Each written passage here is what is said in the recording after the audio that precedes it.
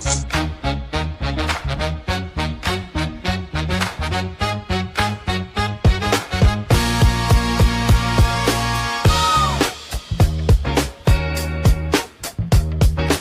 out no crick.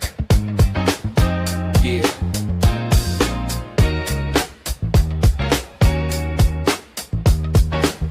Welcome to the space where knowledge meets the action. Welcome to the Empowering Show, where we break down the barriers, helping you grow. Financial literacy, speaking truth to the power. Real conversation, changing lives by the hour. We inspire to change, yeah, we challenge the status quo. Sharing tools for building wealth, watching your seeds grow. Empower you to take control of your future. No more living in the past. We're the authors of the suture. Get ready, get set, let the movement begin. Because empowerment starts now. Let the light in.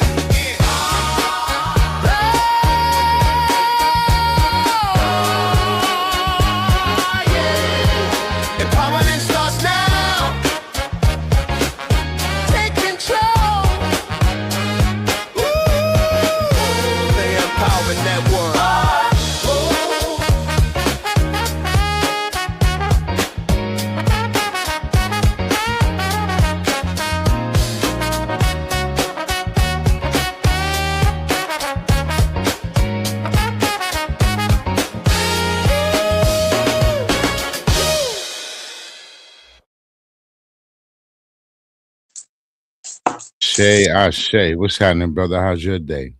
Oh, Tap, brother. It was a long day. I'm tired, but we made it through. What would you call it? What'd you call it? 2:00 Tuesday? Was that it? Yeah. That's the time we're supposed to get out, but things happen. Yeah, things always seem to be popping up and happening. All right, start the show the way I normally do. I look for things to be grateful for. The weather was a really nice day today.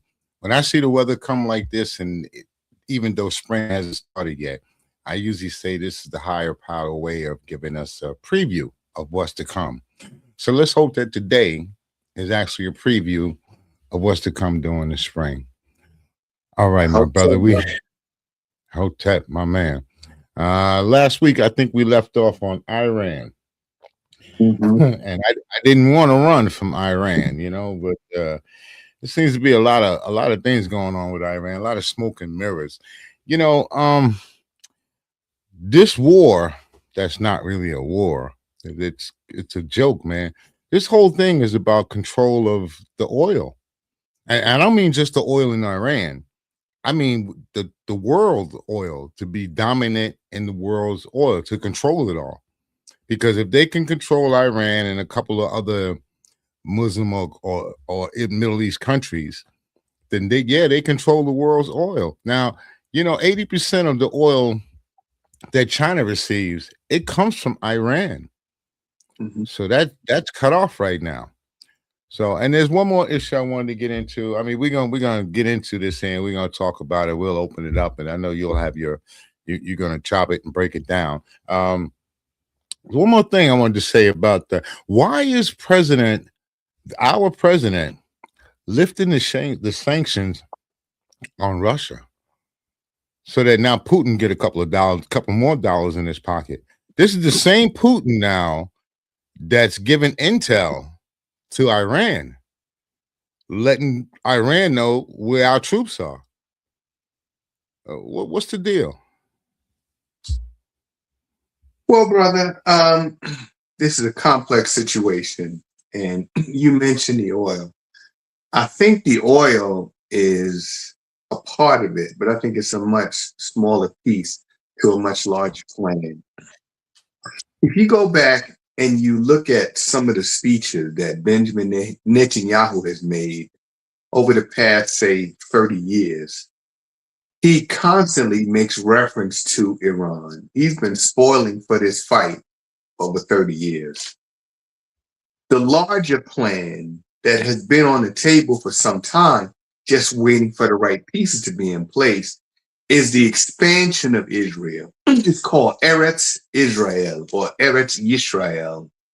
And the idea is to expand the borders of Israel, to include areas like Lebanon, to take Syria. They want to, extend Israel as far as Saudi Arabia. Mhm. And they want to do that because every year they invite more Jewish people back to Israel from the diaspora. And of course, to come back to Israel, you need a place to stay. You need a home. So Right. they need the land to build the settlements. And they also need sources of fresh water, which Israel has very limited sources. It's the desert. So they've been using a desalinization process, which is slow and which is costly. So they've identified areas where there are reserves of fresh water. And those are some of the same areas that Israel is attacking.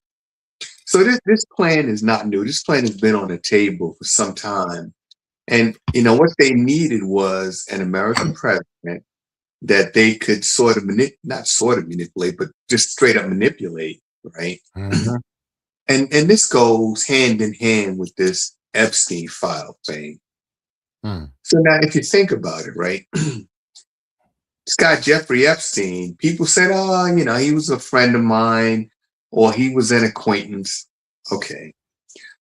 If someone is your friend or even an acquaintance, a close acquaintance, would that friend be monitoring what you do? Would that friend be Hell keeping no. meticulous record of your sexual encounters? Nope. With whom, dates, times?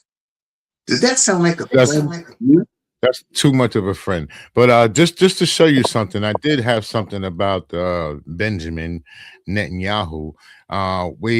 You said for years this cat's been pushing America to go to this war. So just check this out. Attaining this goal is getting extremely close. And Iran, by the way, is also outpacing Iraq in the development of ballistic missile systems that they hope will reach the eastern seaboard of the United States within 15 years. By next spring, at most, by next summer, at current enrichment rates, they will have finished. From there, it's only a few months, possibly a few weeks. The foremost sponsor of global terrorism could be weeks away from having enough enriched uranium for an entire arsenal of nuclear weapons. That would place a militant Islamic terror regime weeks away from having the fissile material for an entire arsenal of nuclear bombs. If not stopped, Iran could produce a nuclear weapon in a very short time. It could be a year, it could be within a few months, less than a year. Yeah, you see what I'm saying, brother? You're right. He's been spewing this nonsense and trying to get America into this war for a long time. And finally, you're right. He got a hold of a president that's willing to go ahead and jump into this war, man.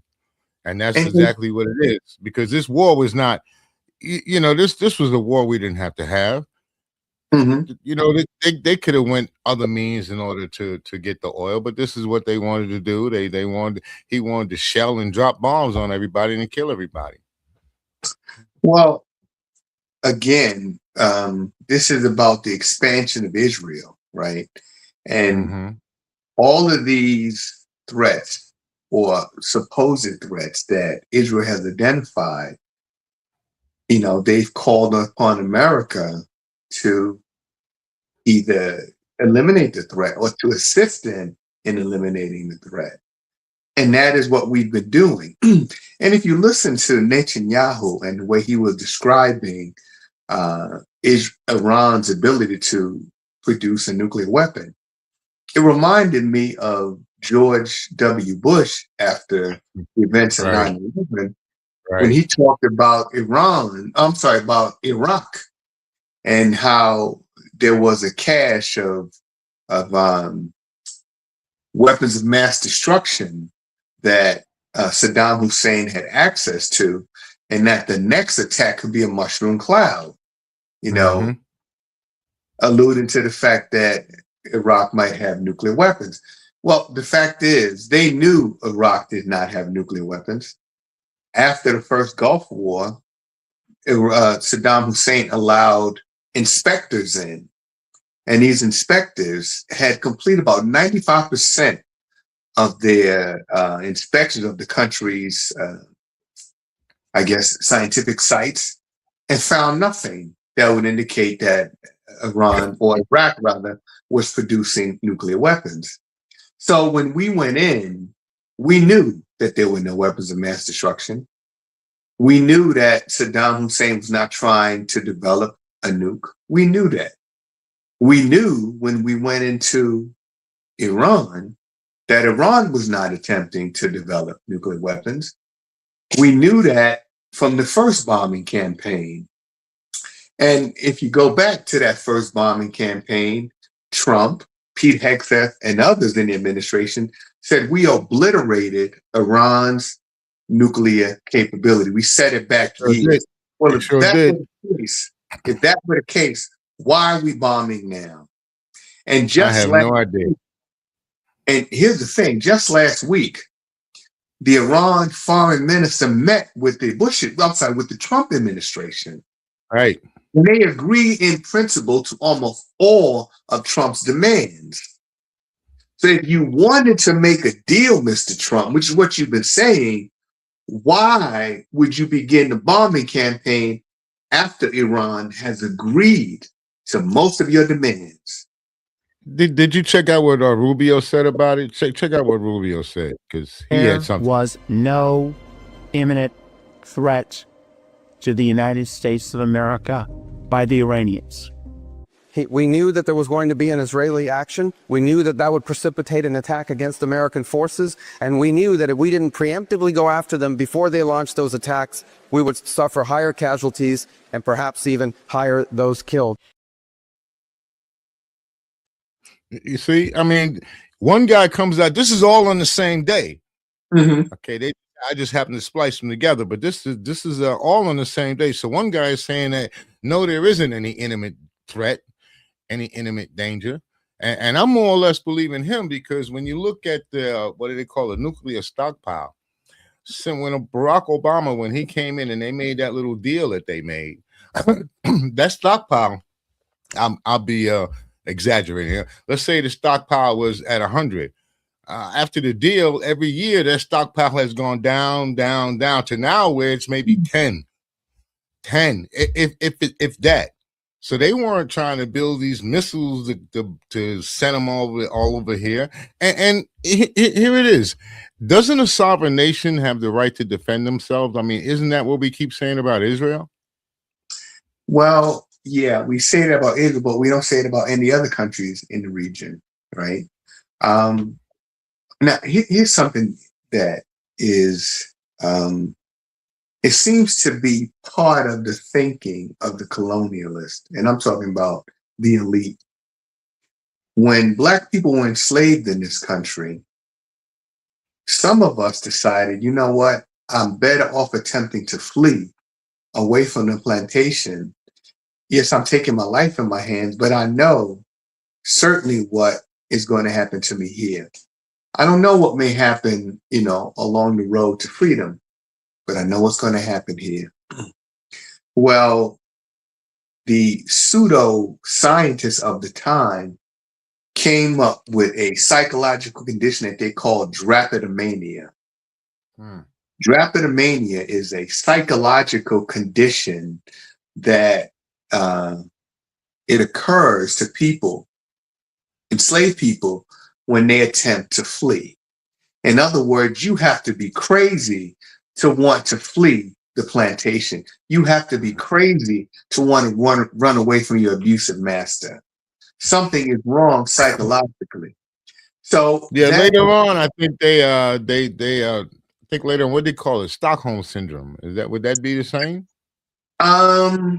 Well, Stockholm syndrome, I guess it's along the line, but people just began to build a rapport with their hostage taker.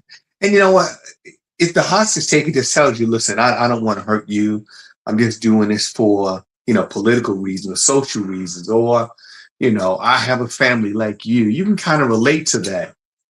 But with drapetomania, this is just, no, I am master. And you have to be crazy to want to leave me because I give you everything you need.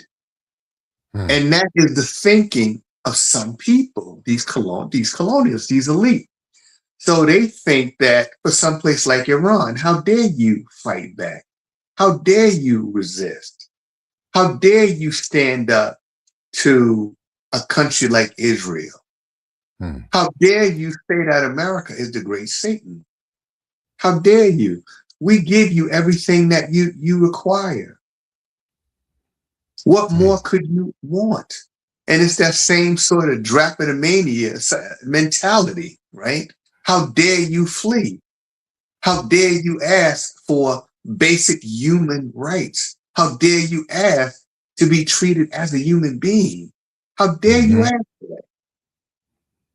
And Well, that again, is you remember what I told you in the beginning. I told you in the beginning. I think this is really about control over the petrodollar, the oil.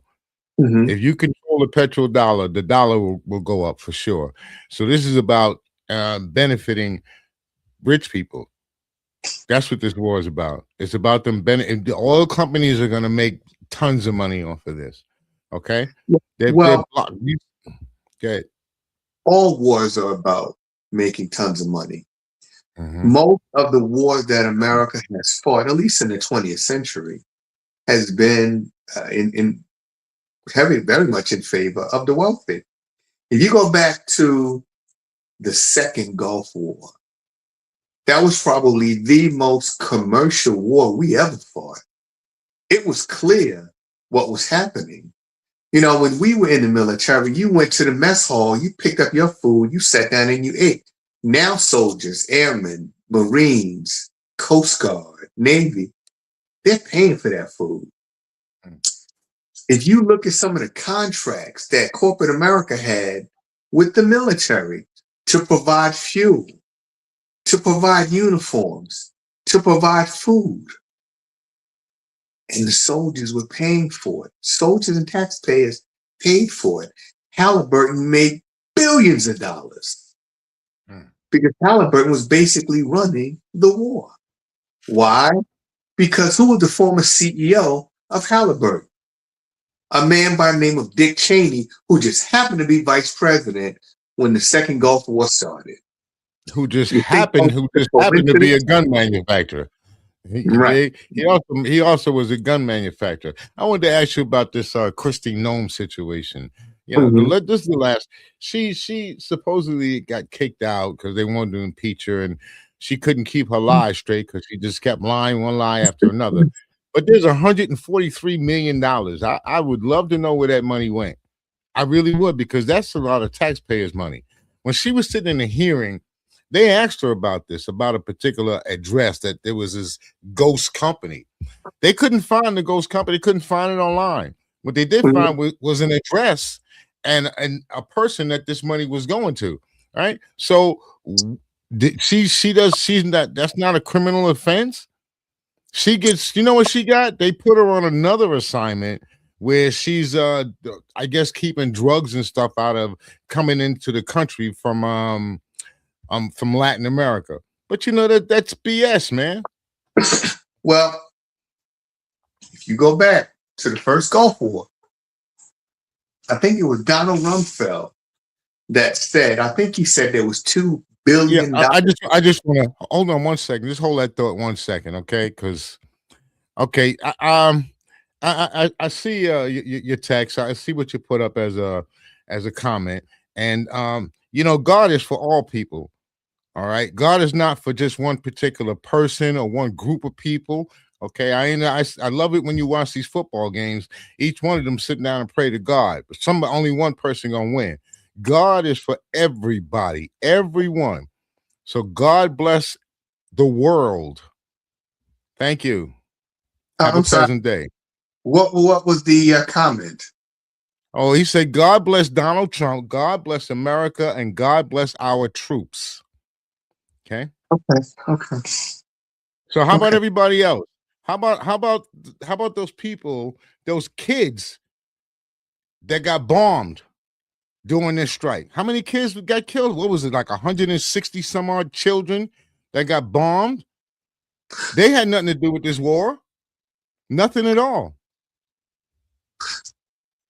You have to understand, right? When it comes to invoking the term God, right? So years ago, a decision was made that we need to create our own particular version of God. We need to create a God that doesn't mind killing. See, the scriptures are clear, thou shalt not kill. Not But we killed. need to create a version of that God that is okay with killing. We need to create a version of God that is okay with racism, one that is okay with misogyny, one that is okay with xenophobia. We need to create our own version of God that does not care when you uproot families, when you send people back to country they've never been in or haven't been in 30 or 40 years. That is the version of God we need to create. And when you Well, have we have one. You know what they call him? They call him the Christian nationalist. Okay, that's who they are. Because when I heard what is our vice president, when he decided to get the priest up there to pray for the troops, the same guy who said women shouldn't be in the military, and if you're one of the alphabets, if you're gay or anything like that, you forget about it. You might as well be taken out and shot as far as these people are concerned. These are the same people who talk about, I love God, I love Jesus. These are the same damn people that have no problem saying, let's go over there and bomb and kill all these people so we can do what? Make money off all. These are the same people that sit around and talk about God, God, God, God, God. And none of them actually, if their God, you know who their God is? Their God, if they said that their God was Satan, right on, I would believe you 100%.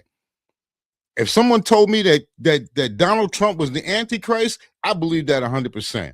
Everything that this man has done, it shows that he's the Antichrist. He's not no anointed one. He's the Antichrist.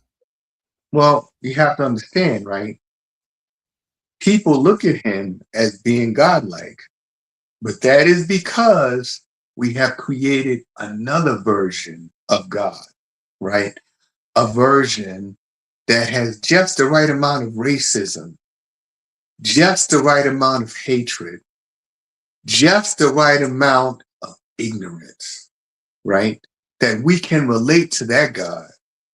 It's different when you go to God, right? God says, you have to come before me humbly. See, people don't want to humble themselves. They want to say, well, I'm an American. There's American exceptionalism. I don't have to do what the rest of the world does. I don't have to be confined by certain laws and rules and regulations. They don't apply to us. But see, God has rules that man cannot break. So because of that, I need to create a new version of God whose rules, well, God, this God we're going to create looks the other way. See, when you would go to church, and we're talking back when this country was still segregated, you would go to church Sunday morning and you would get up and praise God. And you would sing and you would shout and you would clap. And then after church, you go out and lynch a black man or black woman, and it would be a spectator sport, right? And in your version of God, he had no problem with that. It was okay. Remember what they called themselves, right? You remember they called themselves the Christian Knights of the Ku Klux Klan. Yes. That's yes. what they were. Yes. So we're back to this Christian nationalists again, which seems to be aligned with what do they call it? White superiority. That's what it's saying. They seem to be in line with one another. And they're okay with going somewhere, killing people, no problem, so that they can dominate. And then they say, well, you know, it's not really a religious war. Well, why do they keep bringing religion into it if it's not a religious war? Well, it's not really a religious war, because war has never been about religion, right? Religion has just been a means to an end, but it's not really about religion. As you said, yes, this is about control. This is about power, right? And when you talk about this creation of this God, right, that is like us, you have to understand something. The Bible is clear, absolutely clear. All you have to do is read it. The Bible does not describe the Son of Man as being Caucasian. It says hair like lamb's wool. feet like brass burned in the fire, right? We're not talking about a Caucasian. In fact, if you go into the theology or the genealogy of Jesus, you come across Solomon. Solomon said in the Songs of Solomon, I am black. He didn't say I'm biracial, didn't say I'm Jewish, didn't say I'm Chinese. He said I am black. But every time we speak up for ourselves or we say something about ourselves, something that we know that has been whitewashed, and we want to put it out, we want to put it out as the fact. Because the truth, everybody's got their truths. Truths can be subjective, but the fact is the fact is the fact. And every time we seem to want to put out these facts, other people seem to be offended by it, like as though we're taking something away from them. If we tell them that Jesus was not Caucasian, didn't have blonde hair and blue eyes, they get offended and get mad at it. When I asked the priest about that, what was written in the Bible, and actually what we saw, what they're saying, he said, well, don't worry about it. It doesn't matter what Jesus looked like. It doesn't matter, but if it's in the book, we're cherry picking now. If it doesn't matter, if it never mattered, why would they change all of the images of God throughout the planet? It does matter. It has a deep psychological effect on the psyche of billions of people on this planet. So if you go back into antiquity, there were no images of God that were Caucasian, none. It was not until Constantine and the Council of Nicaea in 325 did you begin to see, or the genesis of the change. That's when you began to see the color of God being erased. Let me show you. Let me show you this character that they're talking about. They want to call God. Just hang on a second. Or somebody that they feel that this is what their God should be like. He's warlike. He's a mongrel. The United States and its partners have launched Operation Epic Fury, one of the largest, most complex, most overwhelming military offensives. See, that's the kind of God that people are looking for here, because what I see, people still back this man. Even though his ratings are going down somewhat in the polls, but they always have gone down in the polls. And how much can you rely on the polls? The polls had Kamala Harris winning, right? So you can't really rely what it says on the polls. But time after time, this man has committed crimes. They're bringing him up on the Epstein's files. They're saying that this war that he's involved in is illegal, but yet no one does anything about it. You got the head of the DHS is lying all over the place, stealing money. I wouldn't doubt that the head of the FBI, Kash Patel, with all of his stuff that he does, flying all over the world. He flew out to the Olympics, hanging out with the hockey players down there, drinking and gotten a medal and showing his ass at our dime. Of course, this is costing us money, right? Got his girlfriend, whatnot, flying around on private jets and stuff. So these people, they're just robbing the hell of us out of American people. They're the biggest criminals going. They constantly look at other people and say, well, they're the criminals. Every time I hear that, I know they must be talking about themselves, because they always get caught up. And if you watch any of these hearings, you want to talk about filibuster?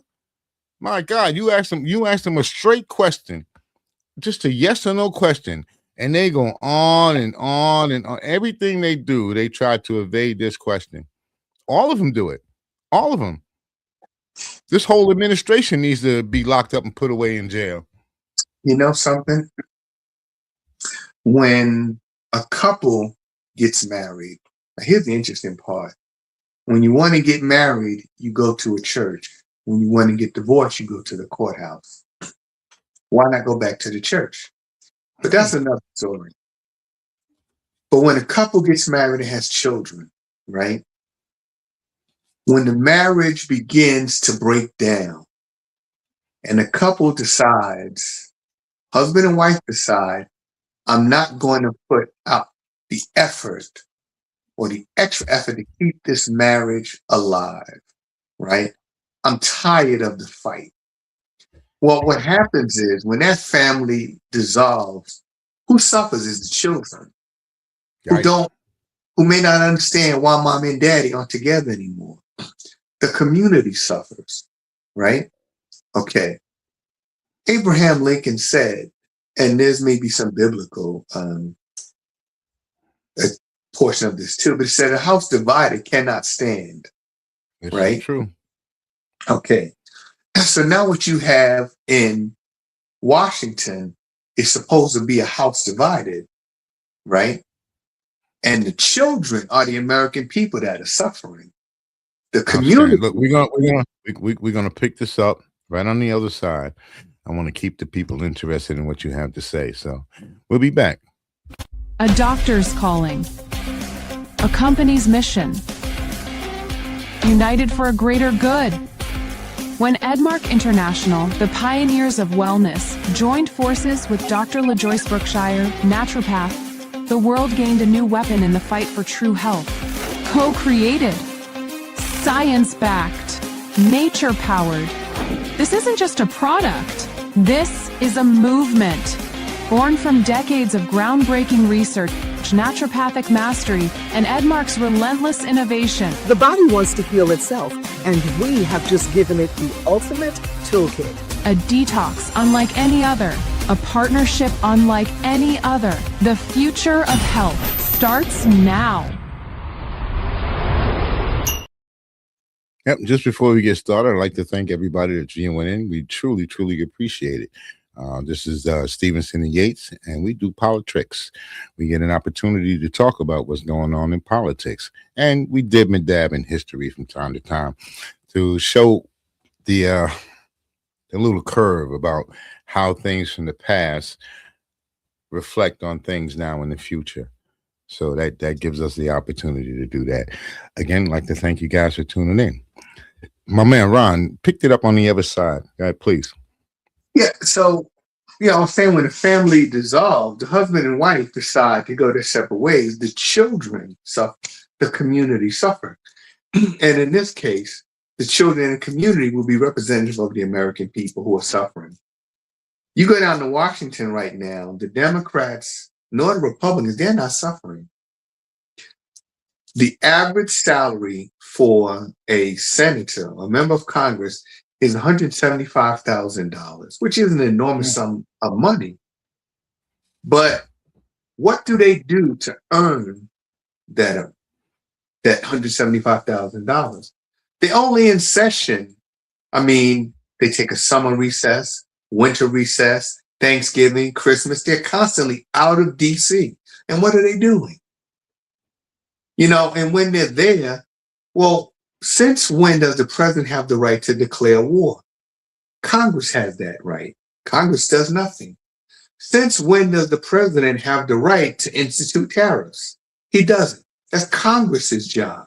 And yet Congress is doing absolutely nothing while the president seizes power that he does not have, that are not given to him by the Constitution. Now, let me tell you what I was told. I'll tell you what I was told about that. Just before we roll on, just want to tell you about that. I was always told if you want a politician to do something for you, you have to make them. So I'm waiting for the people to start to make this, to go to their senators, to go to their congressmen, to put in, say, look, we want this stop, we want that stop. These are the things that we want. Because if you don't give us the things that we want when it's time for election, you won't be elected. So it's up to the people to make the politicians do things. Because if we don't make them do things, we're going to end up just like we are now. They going around, flying around in private jets and just having a good old time with America's money. With America's money, okay? With America's taxpayers' money, spending billions of dollars. They're spending money like if it's their money. Yeah. Well, I'll tell you something, right? At this point, I don't know if that's reaching out to your elected officials is enough. They are so deeply entrenched now that they don't listen to anything the average American has to say, right? They stopped listening long ago. In fact, there was a case that came out and was affirmed by the Supreme Court. I can't remember the name of the case, but basically what the Supreme Court found was that money is speech, and that you could put as much money as you want into local, state, and national elections. So now because of that, right, this unlimited amount of money that goes into these elections, they don't need to listen to you. They need to listen to people who are putting the money into the Would that be the where a judge came down and they said that corporations are people too? Absolutely. I Right. can't remember the name of the case, right? But they said that money is essentially speech. And that was kind of the start of your CPAC and your APAC, right? Had to be the start of that, where you can put as much money as they want. You know, it was lobbyists in this country. I'm sure APAC was involved in that as well. But you know, all these local lobbyists, right, wanted to say, look, we need to control the US electorate. And if you think about it, right now, Trump is saying, I need to have control over state elections. Clearly, the Constitution states that elections will be determined by the various states. Trump is saying, no, no, no, no. I should have the right to decide when and where we hold elections and the manner in which the election should be held. He calls it the SAFE Act. That is that what we're talking about? The SAFE Act, where he wants to force people to get this voters ID card, voters registration. Now that's going to affect a lot of people. That right there that's like oppressing people, because you know a lot of people are not going to be able to get that ID. It's like they want you to passport. Suppose old people who haven't traveled, they haven't traveled in years. They're not looking to travel anymore. So what happens to those guys? I mean, a lot of people are going to be affected by that. Well, that's the point, right? That is the point. To discourage you from going to the polls. Look what happened in the last presidential election, right? You know, down in Georgia, they said, look, if you're standing on a long line and you give somebody a bottle of water, they wanted to arrest you for that, right?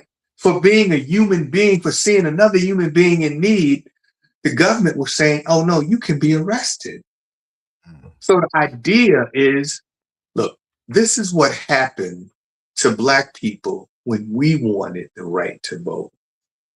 When we got the right to vote, there were people in the Deep South that said, I cannot sleep at night knowing Black people have the right to vote, the same power that I do to determine their future. I cannot sleep at night knowing that. And we need to do everything we can to see that this right is stripped. Now it is happening to white people in this country. They now know what it's like to not be able to cast your vote, to be denied access to the ballot. And another thing I've learned from working in the school districts, remember separate and equal? We're living today. Some school districts have state-of-the-art computers, state-of-the-art gymnasiums, small classroom sizes, almost one-to-one instruction. Other classrooms, other schools might have 30 to 35 children in one classroom. No state-of-the-art computers, no laptops, no state-of-the-art athletic facilities. These kids in these lesser schools are trained to pass a standardized test. That's it.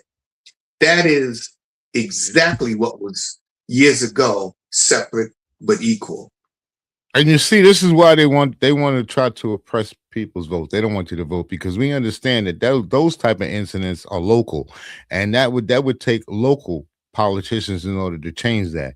Because I don't think the average voter realizes that what politics is all about. It's all about resources and how these resources are going to be administered to who, what schools they're going to go to, what neighborhoods they're going to go to.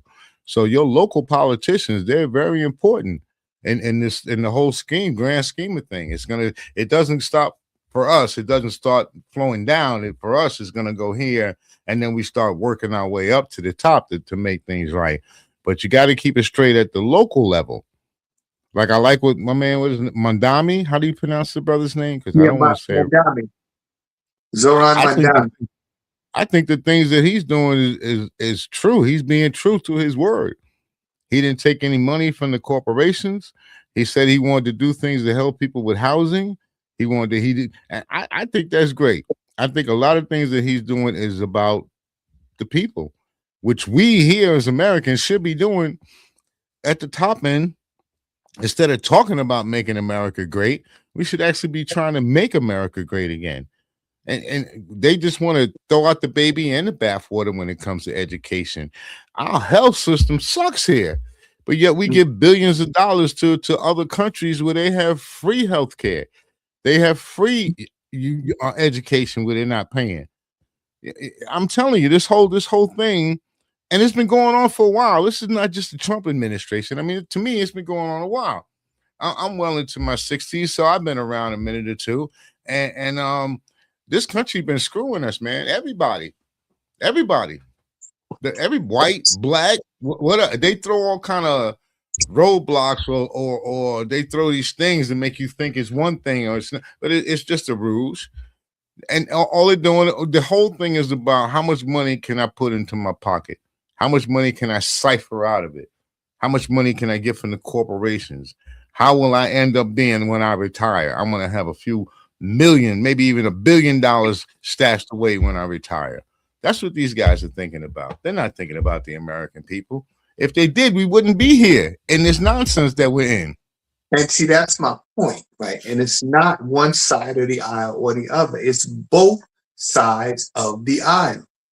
If you think about it, if you go down to Washington right now and you get, say, figures on how much money was collected from various groups like AIPAC, you would find hundreds of millions of dollars distributed on both sides of the aisle.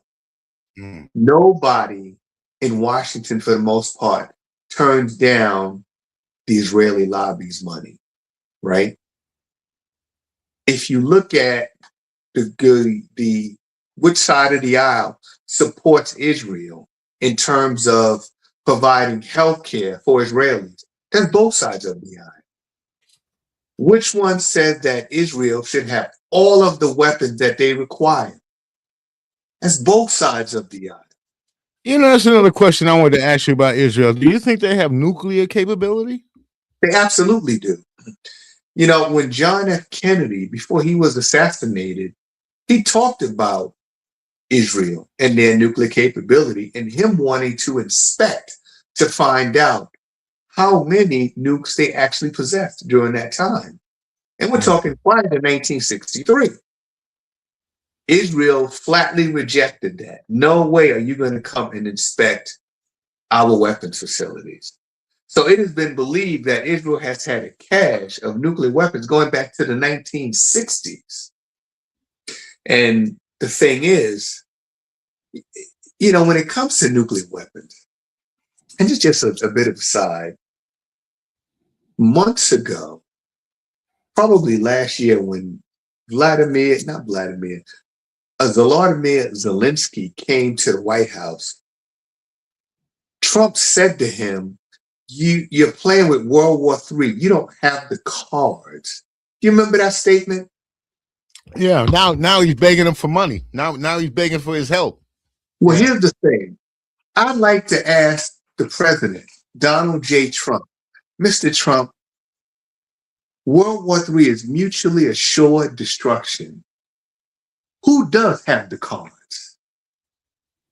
Who has the cards to unleash pure hell on this earth? So we have a group of people that are deciding who can have nuclear weapons. It's all right for America. It's all right for England, France, Germany, all right for Israel. It's all right for India as long as they're aiming those nuclear weapons at Pakistan. It's right for Pakistan to have as long as they're aiming them at India. But it's not all right for Iran to have nuclear weapons. You know, if it wasn't for Kim Jong-un in North Korea having nuclear weapons, we would have ran up in there years ago and overthrew him. But I'm sure that our intelligence agencies have let our government know and know in certain terms, oh, he's got nuclear weapons. Remember, Trump was calling him Little Rocket Man? Well, Little Rocket Man isn't playing. China. Little Rocket Man. Hey, Little Rocket Man took some Viagra. Yes, Little Rocket Man's not playing. China isn't playing. And we talk about the Strait of Hormuz. A fifth of the world's oil passes through the Strait of Hormuz, right? Trump wants to end this conflict now and get that strait reopened because China and other countries that depend heavily on Iranian oil are going to lose their patience. The reason we went to Japan attacked in Pearl Harbor in 1941 was because Japan was denied access to oil. They needed oil to fight the war in the Pacific. They did not want to fight the United States. They only wanted to cripple the Pacific Fleet to give them time, to give the Japanese time to regain, their shipments of oil and continue their war in Asia, right? I feel like I'm living in a movie or something. In a sci-fi movie or something. You ever see them sci-fi movies where the corporations are taking over the world and they need to control all the oil and they need to control all the world's resources and whatnot. So look, if we have the technology and we have the capability, why are we not moving more towards cleaner energy that doesn't rely on us utilizing so much oil? Because who gave Trump $2 billion or $1 billion for his campaign? The energy companies. When Trump said he was going to invade Venezuela and capture their president, who did he call? Didn't call Congress. Who did he call? The oil company. So the oil companies, they're probably up there, ranked up there in terms of the money they spend in Washington with AIPAC and other groups. I like to watch auto racing, right? So you have cars that are called Formula One cars, right? Well, what is Formula One? Formula One is ethanol. Ethanol is made from corn. It is environmentally sound. It does not do damage to the environment the way fossil fuels do. And it can be cheaply made with corn. If you can put Formula One in a car, and that car will do 200 miles an hour on the track, hell, it'll certainly enough to fuel your car to run 70 miles an hour on the interstate. But then the corporations can't make any money then. This is the whole thing. That's what I was telling you about in the beginning about this war. I feel that the oil companies and all of these cats, this war is for them so that they can get richer and richer, man. Look, if they raise the price of oil, which is what they did now, is getting close to maybe $100 a barrel now. I see at the pump is going up. Where's this money going? It's going to them, and they're still making their pockets fatter, man. Then it's not like they're sharing the wealth. Well, no, they are making money, right? But I'm talking about the larger plan. That is part of a plan, but it is not the larger plan. The larger plan is control of that region by Israel. Now think about it. Iran was at the negotiating table just a week ago, right? Before the war started, and agreed in principle to almost all of Trump's demands. They could have asked Iran to lower the cost of a barrel of oil, right? You got them sitting at the table, they're agreeing to everything. We were in Afghanistan and Iraq for 20 years. Iraq has rivers of oil. Why hasn't oil prices gone down at the pump? Yes, this is about dollars and cents. It's always about dollars and cents. Corporations exist for one thing, and that's to make money. But the bigger picture is that the colonial powers want to get together and recolonize the entire earth.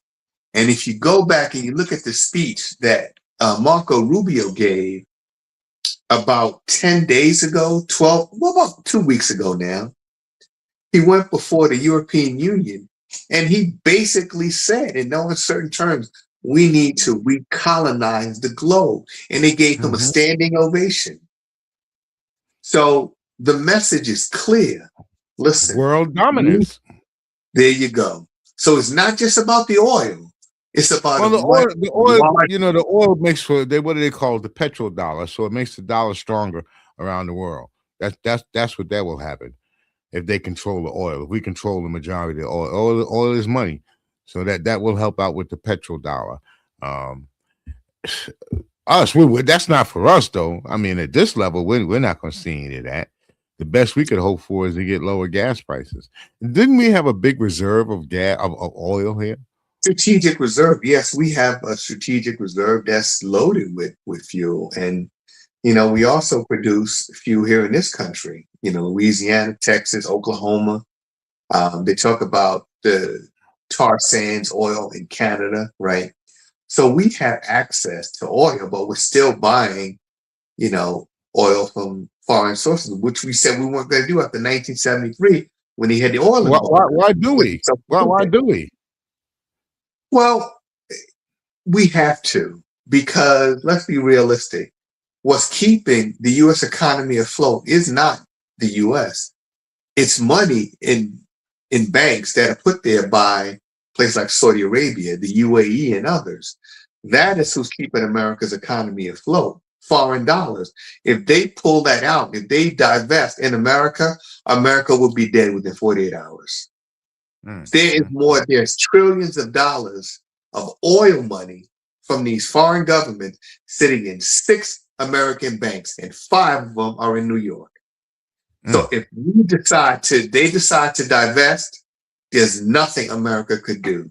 America will fall flat on its face in a matter of hours. All right, brother. It was about the end of the show, so we're going to pick it up. Where you want to pick it up at next week? Well, see what's happening with Iran and see what else is going on, right?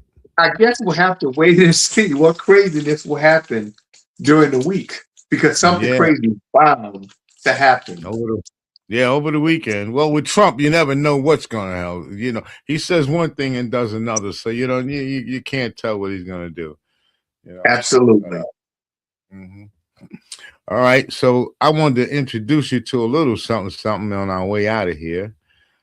Just before we leave out, I thought it was a nice way to say goodbye, or say goodbye to our audience, and let's give it a try. All right. So, brother, I decided to play a little bit of something. I thought it sounded really mellow. I thought it was like so cool.